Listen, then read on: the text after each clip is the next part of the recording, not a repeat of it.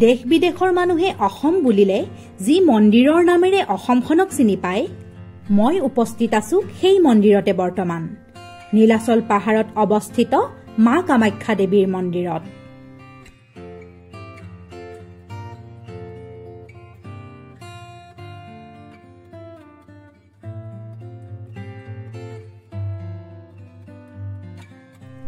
যি কামাখ্যা মন্দিৰ দেশৰ সকলো শক্তিশালী মন্দিৰৰ ভিতৰতেই অন্যতম শক্তিশালী মন্দিৰ ৰূপে গণ্য কৰা হয়।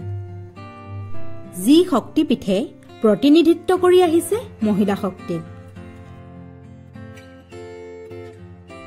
যি মহিলা শক্তিৰ ওচৰত আছে সৃষ্টিশীলতাৰ অফুৰন্ত শক্তি, সহন কৰিব পৰা শক্তি, ধাৰণ কৰিব পৰা শক্তি আৰু জন্ম দিব পৰা শক্তি। সেয়েহে এই শক্তিৰ প্ৰতি সন্মান জনাই প্ৰতি বছৰে জুন মাহত তথা অসমীয়া আহাৰ মাহত 3টা দিন মা কামাখ্যা দেৱীৰ ৰজস্বলাৰ সময় বুলি জ্ঞান কৰি অহা হৈছে, যি সময়খিনিত মন্দিৰৰ দুৱাৰ বন্ধ কৰি ৰখা হয়। এইখিনিতেই মন কৰিবলগীয়া কথা এইটোহে যে সমগ্ৰ ভাৰততে বহুতৰ ঘৰে ঘৰে যি সময়ত নাৰীক ৰজস্বলাৰ সময়ত অসুচি বুলি গণ্য কৰি কোঠাৰ এচুকত একাষৰীয়া কৰি ৰখাৰ নিয়ম অব্যাহত আছে, সেই সময়খিনিতেই কিন্তু তাৰ বিপৰীতে নাৰীক ৰজস্বলাৰ সময়তো এই মন্দিৰত পূজা কৰাৰ কথা প্ৰচলন আছে। কামাখ্যা শব্দটো আহিছে সংস্কৃত ভাষাৰ পৰা, যাৰ অৰ্থ হৈছে ডেজায়াৰ, অৰ্থাৎ কামনা বা বাসনা, যাৰ বাবে কামাখ্যা দেৱীক দ্য গডেজ অব ডেজায়াৰ বুলিও কোৱা হয়।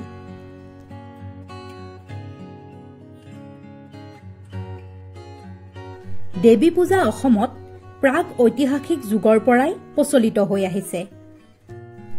এই দেৱী পূজা বা শক্তি পূজাক অধিক জনপ্ৰিয় কৰি তোলাৰ মানসেৰে শিৱৰ প্ৰতীক লিংগৰ বিপৰীতে দেৱীৰ প্ৰতীক ৰূপে জুনিক স্বীকৃতি প্ৰদান কৰা হৈছিল। কামাখ্যা মন্দিৰত জুনি পূজাৰ প্ৰচলন হৈ আহিছে। ইয়াৰ অন্তৰালৰ লুকাই থকা কাৰণ হিচাপে ক'ব পাৰি যে সৃষ্টিৰ ধাৰক ৰূপে নাৰীৰ জুনিক উৰ্বৰতাৰ প্ৰতীক হিচাপে পূজা কৰি অহা হৈছে। জনবিশ্বাস মতে দক্ষ যজ্ঞত প্ৰতিনিন্দা সহিব নোৱাৰি দেহ ত্যাগ কৰা সতীৰ মৃতদেহ শিৱই কান্ধত লৈ ফুৰাৰ সময়ত বিষ্ণু চক্ৰৰে খণ্ডিত কৰা সতীৰ দেহৰ জুনি অংশ এই ঠাইতে পৰিছিল।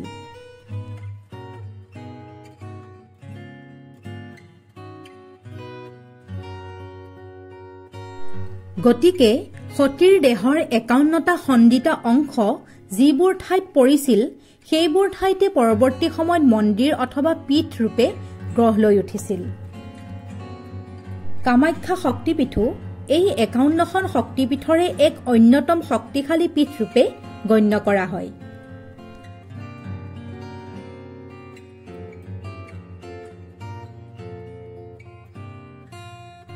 আনহাতে এই কথাও বিশ্বাস কৰা হয় যে কামাখ্যা মন্দিৰ দৰ্শন, স্পৰ্শ আৰু স্বৰ্ণামীত প্ৰাণ কৰাৰ ফলত মোক্ষপ্ৰাপ্তি হয় আৰু দেৱঋণ, পিতৃঋণ, মাতৃঋণ আদিৰ পৰাও মুক্তি পোৱা যায় বুলি বিশ্বাস প্ৰচলিত হৈ আহিছে।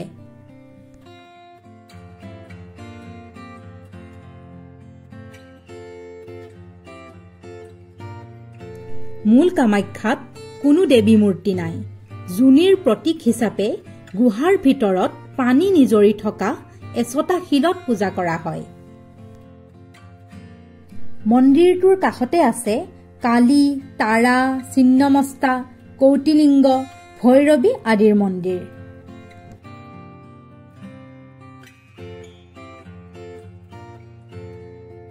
হিন্দুসকলে জাগ্ৰত বুলি বিশ্বাস কৰি অহা এই মন্দিৰৰ সন্মুখতে আছে সৌভাগ্যকুণ্ড।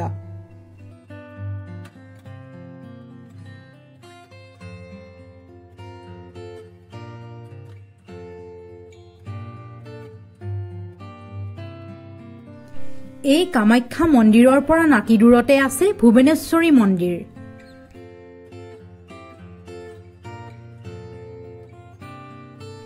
আনহাতে যোগীসকলৰ তন্ত্ৰবিদ্যা সাধনাৰ কেন্দ্ৰ হিচাপেও কামাখ্যা প্ৰখ্যাত হৈ আহিছে।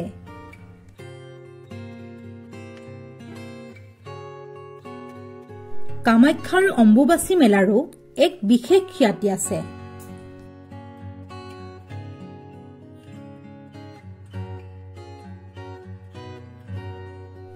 এক প্ৰবাদ অনুসৰি জনা যায় যে দেৱী কামাখ্যাৰ এজন অতি প্ৰিয় শিষ্য আছিল, যাৰ নাম হৈছে কেন্দুকলাই। দেৱীয়ে কেন্দুকলাইক সশৰীৰে দেখাও দিছিল বুলি প্ৰবাদ আছে। এই কথা গম পাই কোচ ৰজাৰ নৰনাৰায়ণেও কামাখ্যা দেৱী গোসানীক চাব খুজিলে।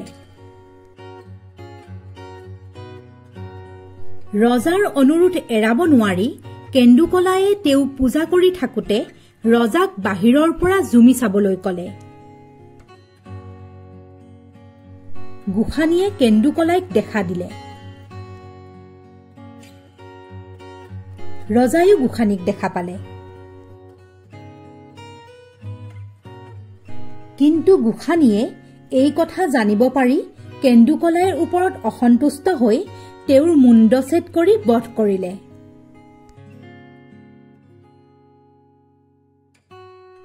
মহাৰাজ নৰনাৰায়ণকো এই মন্দিৰ তথা নীলাচল পাহাৰৰ পিনে দৃষ্টি দিলে তেওঁৰ বংশ লোপ পাব বুলি দেৱীয়ে অভিশাপ দিলে।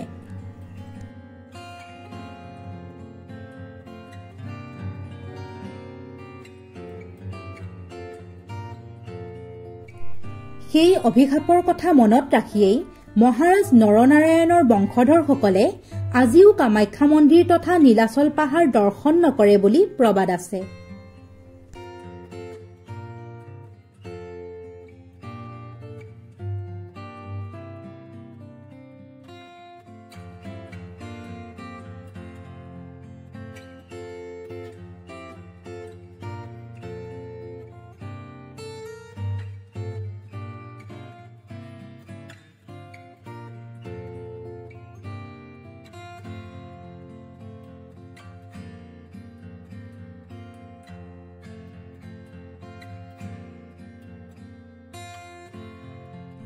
দেৱী পূজাত বলি বিধানৰ পৰম্পৰাও প্ৰচলিত আছে।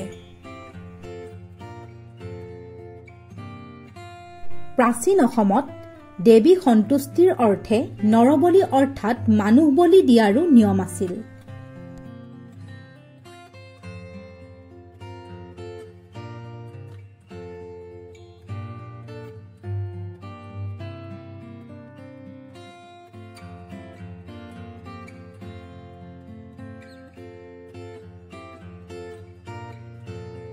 গতিকে ভক্তপ্ৰাণ সমাজৰ মাজত ঐশ্বৰিক মহিমাৰে মহিমামণ্ডিত হৈ অহা এই শক্তিপীঠ কামাখ্যালৈ প্ৰত্যেক দিনাখনেই দেশী বিদেশী অগণন ভক্তই আহি ভিৰ কৰাহি পৰিলক্ষিত হয়।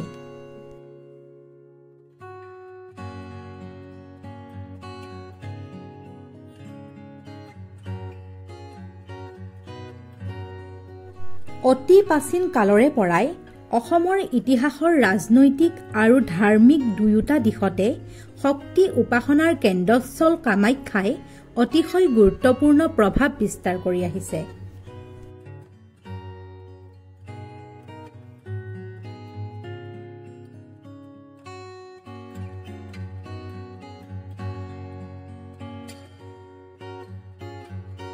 কামাখ্যা মন্দিৰৰ নিৰ্মাণকৰ্তা হিচাপে প্ৰবাদ অনুসৰি নৰকাসুৰ আৰু ইতিহাস অনুসৰি কোচ নৃপতি মহাৰাজ বিশ্বসিংহ, তেওঁৰ পুত্ৰ নৰনাৰায়ণ আৰু চিলাৰায়ৰ কথা জনা যায়।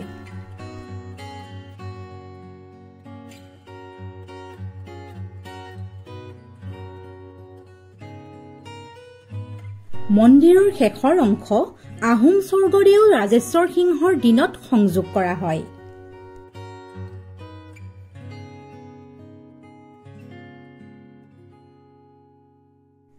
গুৱাহাটী মহানগৰৰ পশ্চিমে নীলাচল পাহাৰত থকা এই কামাখ্যা মন্দিৰ হিন্দুসকলৰ এক পবিত্ৰ তীৰ্থস্থান ৰূপে পৰিগণিত হৈ আহিছে।